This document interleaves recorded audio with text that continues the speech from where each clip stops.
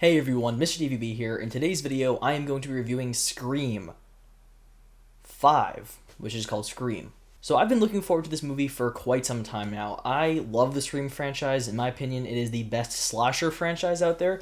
Definitely from a consistency standpoint, because in my opinion, there is not one weak entry in the franchise.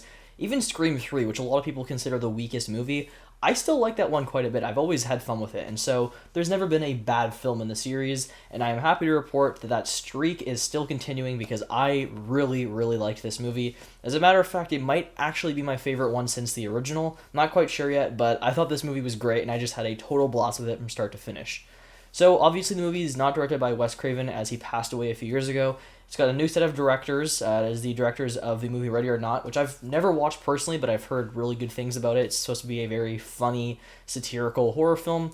So, they obviously seemed like a pretty good pick to take on the Scream franchise, since Scream has always been, humorous and self-aware and whatnot.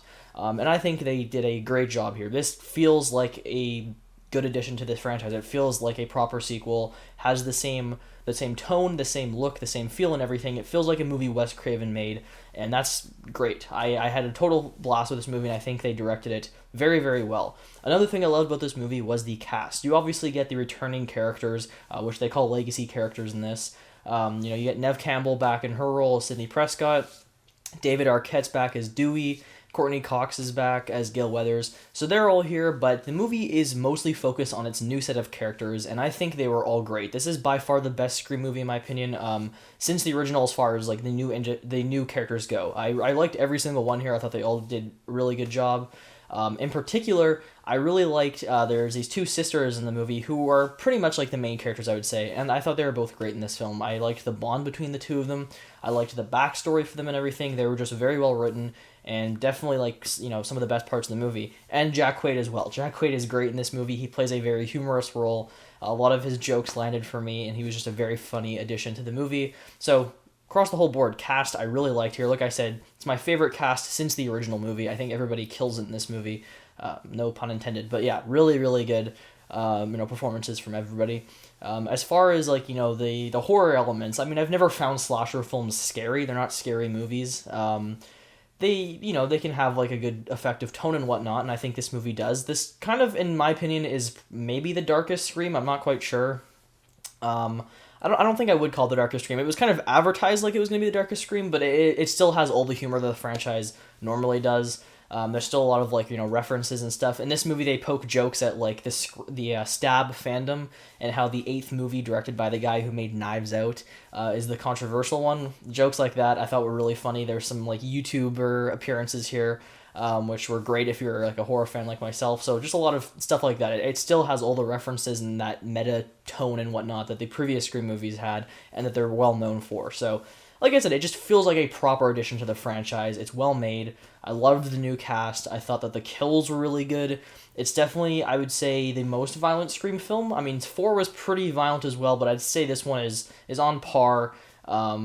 Probably more kills. I'm not quite sure. I'll have to wait for the kill count to find out. But there was a lot of really gruesome ones here, and it's just like I said, I had a ton of fun with the movie. It's exactly what I wanted from a Scream film.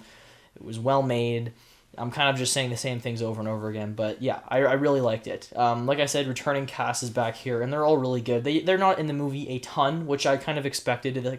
This is like many other films recently, ones they reference in this movie, like Star Wars and stuff, where the original cast is back, but it's about the new characters, and it's kind of like passing the torch kind of thing. And so Neve Campbell, she's not in the movie a ton, but she's still Sidney Prescott. She's still great in the movie. Dewey's always been my favorite of the original characters. I just find David Arquette so funny in the role, and the way he delivers his lines, it's so funny. And he was excellent in this movie. I loved him. Having him back was great. The only, member who I felt was kind of out of place in this movie was Courtney Cox. She kind of just feels like she's there for the sake of having the original cast back. She doesn't really do anything in the movie. So she kind of just felt pushed to the side, she's not in the movie that much, and then when she was there, she wasn't really doing anything to actually help the story. She was just there as a character. Her role could have easily just been handed over to Sydney completely. Like I said, she's kind of just there in the movie, so I wish they gave her a little bit more to do, or just wrote her a bit better, because her involvement felt a little off. But besides that, really, I don't have any issues with this movie. I watched a review, and they're talking about how the pacing wasn't great compared to the other movies. how like there's like a 20-minute section in this movie that really slows down. I personally didn't feel that. I thought this movie was just well paced from start to finish. I thought that it probably had a bit more character development than the previous movies did, which I liked. There was one element, I'm not gonna like say what it is, but I wasn't really a huge fan of it, and it did dive into like some kind of weird effects I wasn't exactly a huge fan of. Whenever this thing occurred, I just didn't like the way it looked personally. It kind of stood out to me. But it wasn't a huge deal. It was just something I personally don't think the movie needed per se.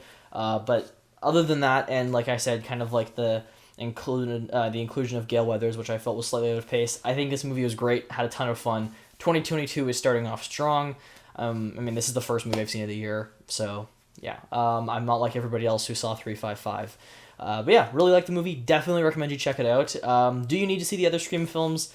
You definitely need to see the first. I think the first is the most important. The rest really aren't all that important in my opinion. I would still watch them because I think it's a great franchise. But, the premise of this movie is that there's this new killer who is trying to kind of recreate the original and is trying to kill people who are related to the people that were killed in the original. So it's kind of like they're trying to do like a reboot of what happened. So I would say watch the original for sure. Still check out the other ones, but if you're going to have to watch one movie, it's definitely the original movie.